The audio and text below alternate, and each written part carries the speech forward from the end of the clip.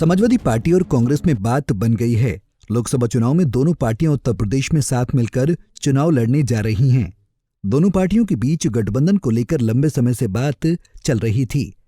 दीप शिक्षा का जले, हर बच्चा स्कूल चले, हो सवेरा मिटे अंधेरा, एक नया अभियान है।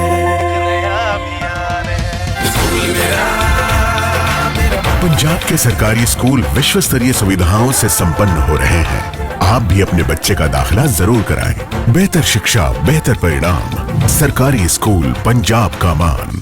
लेकिन सीट शेयरिंग पर सहमति नहीं बन पा रही थी। इस कारण बात बिगड़ती दिख रही थी।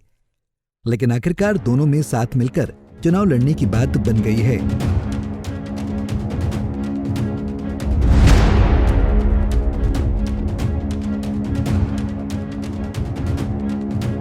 जहां कांग्रेस को गठबंधन के तहत 17 सीटें दी गई हैं, वहीं दूसरी समाजवादी पार्टी के पास 63 सीटें हैं। लेकिन सवाल उठता है कि आखिर लास्ट टाइम पर बात कैसे बन गई। तो चलिए आपको बताते हैं कि आखिर वो कौन सी कड़ी है जिसके जरिए यूपी के दो लड़कों की बात बन गई। खबरों की माने तो सपा और कांग्रेस में गठबंधन टूटना लगभग तय था, जिसके बाद कई दौर की मीटिंग हुई लेकिन हल नहीं निकल रहा था। कई ऐसी सीटें थीं जिस पर बात नहीं बन रही थी। लेकिन इस गठबंधन को बनाने में प्रियंका ने अहम रोल निभाया। सूत्रों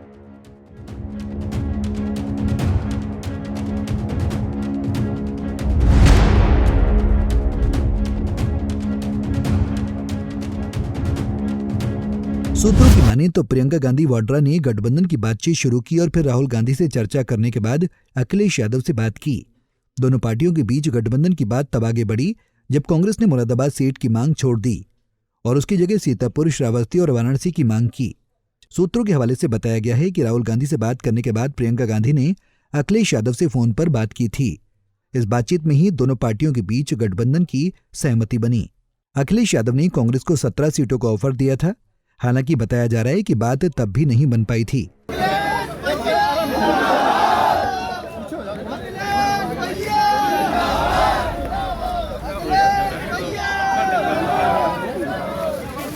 कांग्रेस मुरादाबाद सीट मांग रही थी। 2019 में मुरादाबाद से समाजवादी पार्टी जीती थी। इसी वजह से गठबंधन की बात पटरी से उतरने लगी थी। लेकिन प्रियंका गांधी के दखल देने के बाद दोनों पार्टियों में सहमति बन गई। बता दें कि इससे पहले कांग्रेस और समाजवादी पार्टी 2017 की यूपी विधानसभा चुनाव के वक्त साथ आए थे। तब इस गठबंधन के लिए यूपी के लड़के नारा दिया था।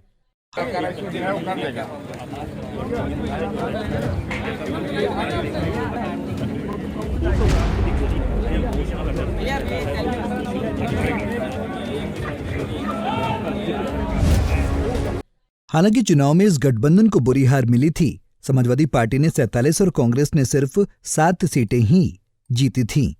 वहीं अगर बात 2019 के लोकसभा चुनाव की करें तो 2019 के लोकसभा चुनाव में दोनों पार्टियों ने अलग अलग चुनाव लड़ा था। तब यहां की 80 में से महज 5 सीटें ही समाजवादी पार्टी जीत सकी थी। कांग्रेस के खाते में महज 1 सीट आई थी। अब देखना होगा कि आने वाले वक्त में ये इंडिया गठबंधन कितना कारगर साबित होगा।